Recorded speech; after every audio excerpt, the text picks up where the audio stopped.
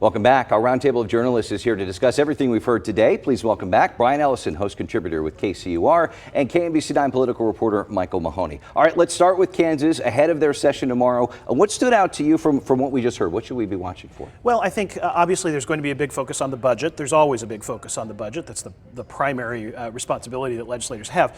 But I was struck by Speaker Hawkins' mention of the intra-Republican disputes between the House and the Senate, and his willingness, even before the session has begun, to name that as one of the things that he's paying attention to this year. I think that sets us up for the kind of tension we can expect, with the added factor that this is going to be an election year. Yeah, you see, and that's a big thing.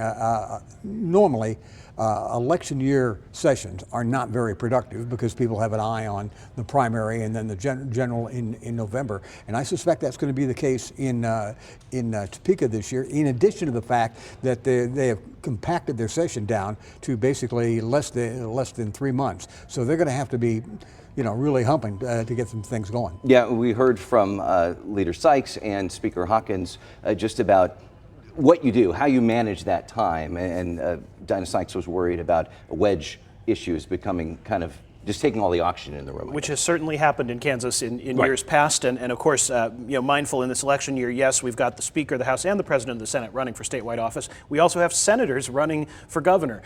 So I think on a lot of levels, it's going to be a very complicated year to get things done. Yeah, and that wedge issue that Senator Sykes spoke about, or the wedge issue, is I think important because that happens in every election year legislative session that I can remember. Just no time now, right? Exactly. Yeah. This week, Kansas Governor Laura Kelly will deliver her final State of the State address. Mahoney, what do you think we can expect from the speech and her final year in office? A couple of things. A word of caution by the Democratic governor to the Republican legislature to not go back to what she likes to call the Brownback era tax cuts, even though that there seems to be an appetite in the legislature for that.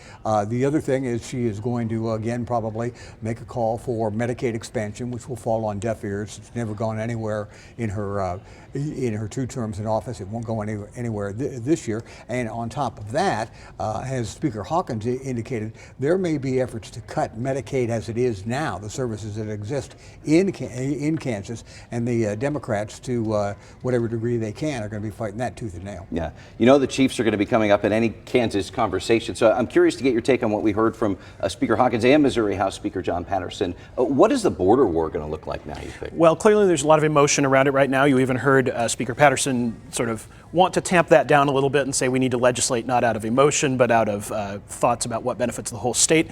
But clearly folks are not in a good mood about what the Chiefs did, at least on the Missouri side they're not.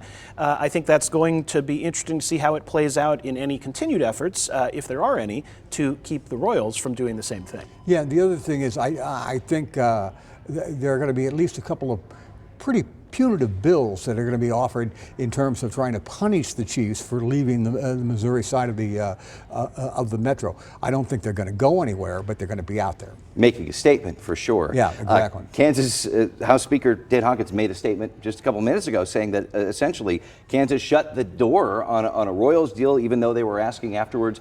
Clay County close behind. How do we see this shaking out with the Royals? I think that is bad news for the Royals because it appears to me that they've lost the leverage they had of being able to play the states against each other, with Kansas lawmakers saying we are not interested in having this conversation anymore. That was a pretty powerful voice to be saying that. On the one hand, it might help the Royals because Kansas City, Missouri leaders really don't want to lose them.